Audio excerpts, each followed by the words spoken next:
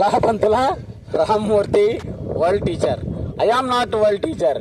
World teacher sir Sadguru Subrahmanyam garu, Illellamudi Amma, యేసుక్రీస్తు, మహమ్మద్ ప్రవక్త, యోగి వేమన, యక్షాశాలార్ సద్గురుస్. I am teacher in Vinukonda. That's all. ఎవరు ఈ సుబ్రహ్మణ్యం? ఎవరు ఈ సుబ్రహ్మణ్యం? చరిత్ర ఎవరి కోసమో కాదు, నా కోసం నేనే.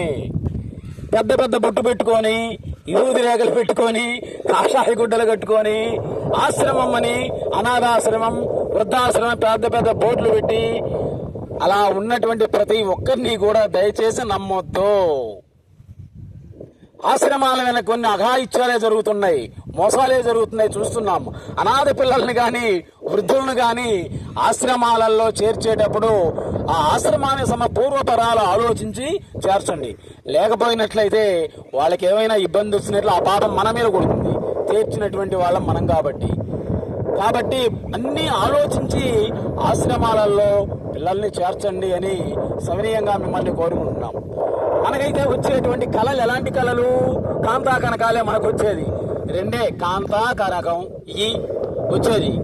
డబ్బులు వస్తున్నాయంటే చాలు ప్రతి ఒక్కడు ఎగబడతాడు. డబ్బులు ఎలా సంపాదించాలని నేను చెప్పాను అనుకోండి, మీ అందరూ ఎగబడతారుగా.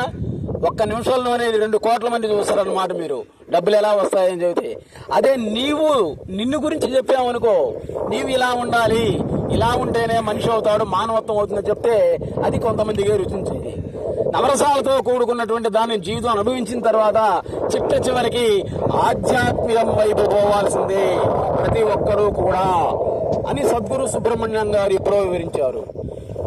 ఈయన దైవశక్తులు మంత్రబలం కలిగినటువంటి నడిచేటువంటి దేవుడు. ఒకసారి శ్రీకాళహస్తి వెళ్ళి దర్శించండి. మన ఛానల్ చూసి చాలా మంది వెళ్ళొచ్చారు, ఈయన కూడా దర్శించి. కళ్ళగాని కళ మనకొచ్చేటువంటి కళలేంటి చెప్పాం కదా, కాంతా కనకాలు. ఇటువంటి అవధూతలకి వీళ్ళకి అతీతమైనటువంటి శక్తులు కళలో కనబడి వాళ్ళు అడుగుతుంటే వీళ్ళు చెబుతుంటారు, వీళ్ళు అడుగుతుంటే వాళ్ళు చెబుతుంటారు. అలాగే ఈ మహానుభావుడు చెప్పినటువంటి కళలు అన్నీ కూడా చెప్తూ ఉంటే రాసుకుంటూ ఉంటారు. పట్టేయాలంటే శిష్యులందరూ కూడా అవే మహాగ్రంథాలుగా తయారయ్యాయన్నమాట.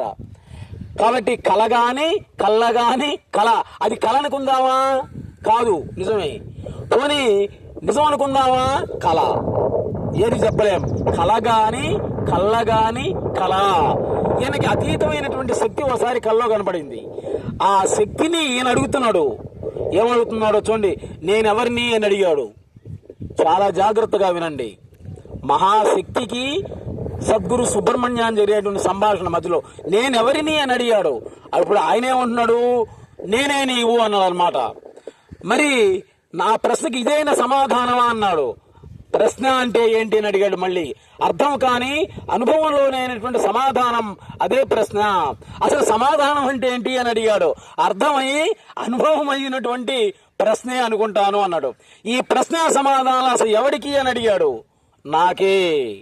నీవెవరు అని అడిగాడు. సరే, ఇన్నాకనే చెప్పాను కదా స్వామి, నేనే నీవు అని చెప్పాను కదా అన్నాడు అనమాట. ఆ స్వామిని ఈ స్వామిని స్వామి అంటున్నాడు. మరి నువ్వెవరు అన్నాడు. ఇంకా బాగుంది.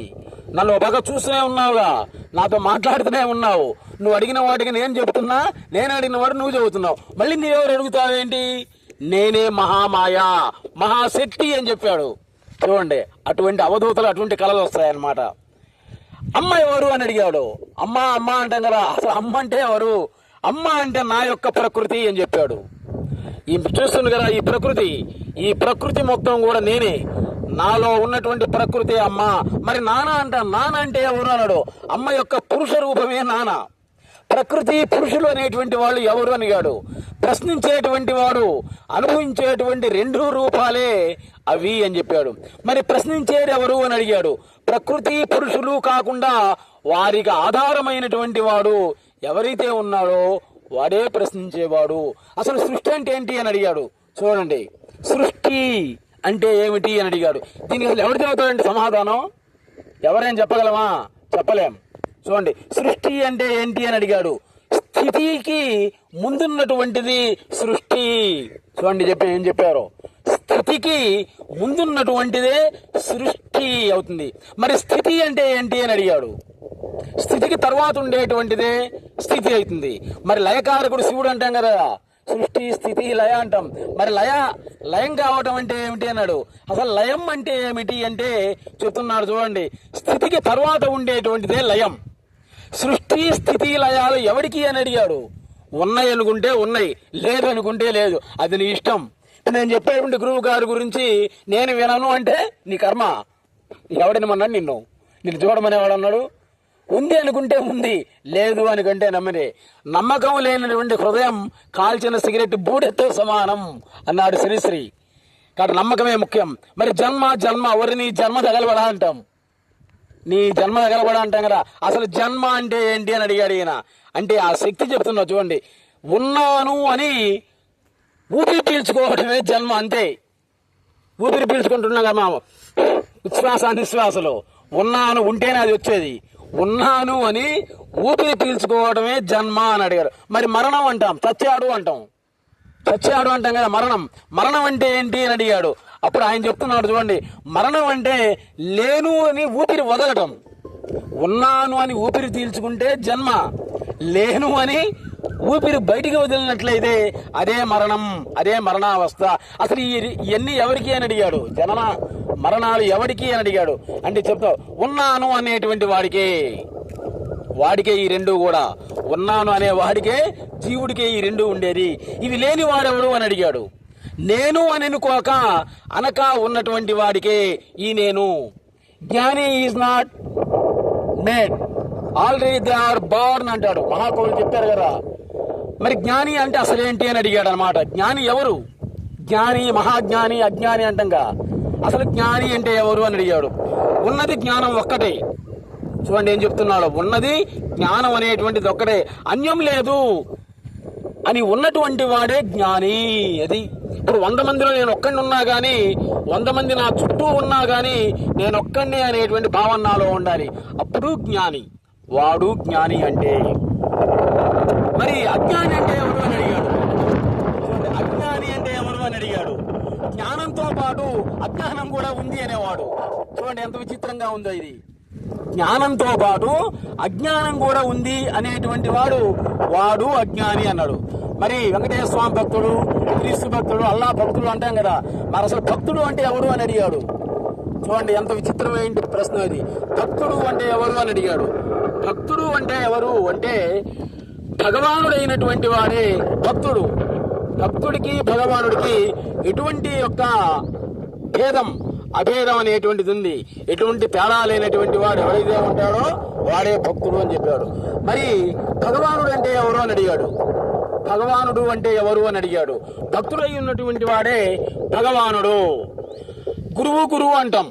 గు అనేటువంటిది అది అంధకారం అని, దాన్ని పోగొట్టేటువంటి వాడు, అంధకారాన్ని నిర్మూలించేటువంటి వాడు గురువు అంటాం కదా మనం. గురువు అంటే ఎవరు అని అడిగాడు. చూడండి గురువు గారు ఏం చెప్పాడో. తనను తాను ఎరిగినటువంటి వాడే శిష్యుడవుతాడు. తనను తాను ఎరిగినటువంటి వాడే గురువు అవుతాడు. తనను తాను మర్చిపోయినటువంటి వాడే గురువు కూడా అవుతాడు అన్నాడు. తనను తానే మర్చిపోవాలన్నమాట. సాధన అంటాం. సాధన చేయమురా నరుడు అని ఒక కవి రాశాడు కదా తెలుగులో, సినిమాలలో. సాధన అంటాం కదా. సాధన అంటే ఏంటి అని అడిగాడు. అంటే ఈ సుబ్రహ్మణ్యం గారు కళలో మానవాతీత శక్తిని అడుగుతున్నాడు అన్నమాట. ఇది అప్పుడు ఆ శక్తి ఏం చెప్పిందో చూడండి. తనను మరచి తిరిగి తానెవరో జ్ఞప్తికి తెచ్చుకునేటువంటి ప్రయత్నమే సాధన. అది తనను మర్చిపోవాలి. మర్చిపోయిన తర్వాత మళ్ళీ తనను తానే జ్ఞప్తికి తెచ్చుకోవాలి. అది సాధన అంటే. మరి సిద్ధి అంటే ఎవరు? సాధకుడు వేరు, సిద్ధుడు వేరు. సిద్ధి అంటే ఏంటి అని అడిగాడు. తానెవరు అని తెలుసుకోవటమే సిద్ధి. అహం కహ, నేను ఎవరిని అని తెలుసుకునేటైతే అదే సిద్ధి అనేది అవుతుంది. జ్ఞానం అంటే ఏంటి? ఉన్నది ఒక్కటే, అది తానే అయి ఉండటం, అదే జ్ఞానం అనేది అవుతుంది.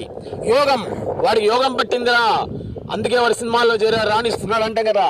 మహాయోగి, యోగం పట్టబడే వాడికి పెళ్ళయింది, యోగం పట్టబడే వాడు కలెక్టర్ అయ్యాడంటాం, యోగం పట్టబడే సీఎం అయ్యాడు, ఎమ్మెల్యే అయ్యాడంటాం. అసలు యోగం అంటే ఏంటి అంటే చూస్తున్నారు చూడండి గురువు గారు. ఏక వస్తువుగా తాను తన్నెరిగి ఆనందించటం. అది ఏక వస్తువుగా తనను తానెరిగి ఆనందించటం.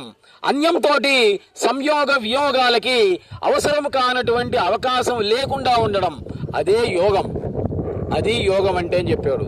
మరి ఆత్మ అంటాం, ఆత్మ అనాత్మ మనస్సు అంటాం కదా. ఆత్మ అంటే ఏంటి అన్నాడు, నేనే, అహం ఆత్మ, అహం బ్రహ్మాస్మి, అదే ఆత్మ అన్నాడు. మరి బ్రహ్మస్వరూపం అంటాం. బ్రహ్మం అంటే ఏంటి అంటే తనతో సమానం కానటువంటి, అధికము కానటువంటి, అన్యము కానటువంటిది ఏదైతే ఉందో అదే బ్రహ్మ పదార్థం. విష్ణువు అంటే ఎవరు అని అడిగాడు. బ్రహ్మ విష్ణువుకి మధ్యలో శివలింగం ఉద్భవించింది. ఆయన యొక్క నిజస్వరూపాన్ని తెలుసుకోవడం, ఒకరు పైకి పోయారు, ఒకరు కిందికి పోయాడు, అంటే శూన్యాన్ని దుట్టడానికి పోయాడు అనమాట ఆయన. ఇంతకు విష్ణువు అంటే ఎవరు అంటే చెప్తున్నారు చూడండి. విష్ణువు అనేటువంటి దానికి 7 రూపాలు ఉన్నాయి.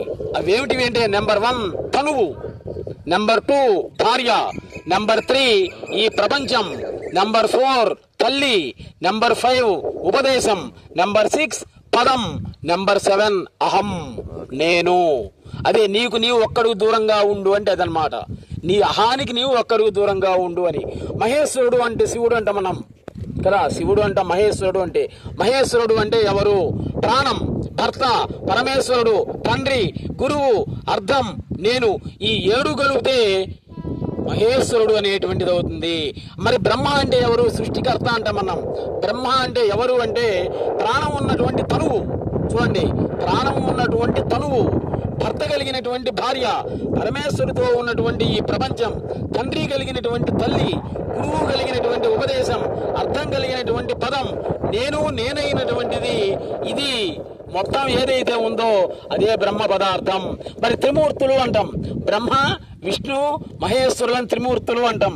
త్రిమూర్తులు అంటే ఎవరు అంటే చెబుతున్నాడు గురువు గారు. ప్రాణం శివుడు, దేహం విష్ణువు, వాటి యొక్క సంయోగమే బ్రహ్మ పదార్థం. వారి స్వరూప స్వభావ లక్షణాలు నేను. మంచు బ్రహ్మ, మంచు బ్రహ్మ, జలం విష్ణువు, ఆవిరి శివుడు. శక్తి అంటే చలించేటువంటి శక్తి కలిగినటువంటిదే శక్తి అని చెప్పారు గురువు గారు. మరి శివుడు అంటే ఏంటి అంటే నిశ్చలంగా చలించేటువంటి వాడు శివుడు.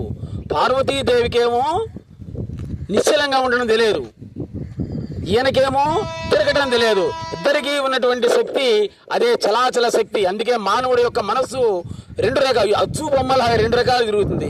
మన మైండ్ ఎప్పుడు మంచి ఆలోచించదు. ఎవరినో ఒక్కడిని చూపించండి, నేను మంచివాడిని అనేవాడిని ఒక్కడిని చూపించి చూద్దాం. మంచివాడు అనేవాడు మనిషే కాదు. మన మైండ్ 2 ఆలోచిస్తుంది, మంచి ఆలోచిస్తుంది, చెడు ఆలోచిస్తుంది. అయితే చెడు ఆలోచనలు వచ్చినప్పుడు చెడు చేయకుండా ఉండడానికే భక్తి మార్గం అనేటువంటిది అనమాట. దేవుడు ఎక్కడున్నాడు, దేవుడు ఎక్కడ, నువ్వే దేవుడివి. కళ్ళజోడి పెట్టుకొని మొత్తం తిరిగినట్లుగా నీలోనే దైవశక్తి నువ్వే తిరుగుతున్నావు అనమాట. నీవు తెలుసుకునేంత వరకు తప్పదు అంటున్నాడు అనమాట. శివుడు అంటే నిశ్చలమైనటువంటి శక్తి, అదే శివుడు. కాలాలు ఎన్ని అడిగాడు? వర్తమాన కాలం, భూతకాలం, భవిష్యత్ కాలం అంటాం కదా. అసలు కాలాలు ఎన్ని అని అడిగాడు అనమాట. నేను చెప్తున్నా కాలం ఒక్కటే, అదే ప్రెజెంట్ టెన్స్ ఒక్కటే. Present tense, past tense, future tense అంటాం మనం. కానీ కాలం అనేటువంటి 3 లేవు ఇక్కడ. ఒకటే ఒక్క కాలం ఉంది. అదేది అంటే వర్తమానమే. వర్తమానమే భూతంగా తయారైతే భూతకాలం అయింది. ఆ వర్తమానమే భవిష్యత్తుగా తయారైతే, ఫ్యూచర్గా తయారైతే భవిష్యత్ కాలం అయింది. అప్పుడు ఇప్పుడు ఎప్పుడూ ఉండేటువంటిది ఆ ఒకే ఒక్క కాలం, అదే వర్తమానం. కొండ మీద ప్రసంగాలు యేసుక్రీస్తు చెప్పింది కూడా అదే. పిల్లలు కానీ జంతువులు కానీ ఎప్పుడు కూడా వర్తమానంలో ఉంటారు, వాళ్ళ అదృష్టం అని చెప్పాడనమాట. గతాన్ని గురించి కానీ భవిష్యత్తుని గురించి కానీ వాళ్ళు ఆలోచించరు. చిన్నపిల్లవాడు తల్లి పాలు తప్ప వాడికి ఏం అవసరం లే, అదే వాడు ఆలోచించేది. కానీ మిగిలినటువంటి మనమే అన్ని ఆలోచిస్తూ ఉంటాం. కాబట్టి ఇన్ని కాలాలు లేవు. ప్రెజెంట్ టెన్స్ వర్తమాన కాలం ఒక్కటే కాలంగా ఉంది. భక్తి జ్ఞాన కర్మాలు అంటే ఏంటి? ఈ ఒక్కటి చెప్పుకొని ఈ రోజుకి విరమిద్దాం. భక్తి జ్ఞాన కర్మలు అంటే ఏంటి అంటే సకలమై ఉన్నది నీవే అనటం భక్తి, సకలమై ఉన్నది నేనే అనటం జ్ఞానం, సకలమై ఉన్నది వాడే అతడే అన్నట్లయితే అది భక్తి అనేటువంటిది అవుతుంది. ఇటువంటి జ్ఞాన ప్రసూనాలన్నింటిలో సద్గురు సుబ్రహ్మణ్య పంచుతూ అజ్ఞానంతో ఉన్నటువంటి, అంధకారంలో ఉన్నటువంటి ప్రజలను మార్పు తీసుకొస్తున్నారనమాట. 90 సంవత్సరాల వృద్ధుడు ఆయన. అడిగితే చెప్తాడు, లేకపోతే లేదు. మీ సమస్యలు ఏమైనా ఉంటే అడగండి, వెళ్ళి చెప్తాడు. ఆయన చెప్పినవన్నీ కూడా జరిగాయి. పూర్వకాలంలో మనం జోల వీరబ్రహ్మేంద్ర స్వామి అనుకుంటే వినడమే అన్నమాట మనం. ఆ విధంగా ఇప్పుడు ఉన్నటువంటి వాళ్ళల్లో ఈ సద్గురు సుబ్రహ్మణ్యం గారిని దర్శించి తరించండి. మన వీడియోలన్నీ కూడా జ్ఞానానికి సంబంధించినటువంటివి కాబట్టి ఉదయాన్నే 6:30కి కానీ రాత్రిపూట అన్నం తిన్న తర్వాత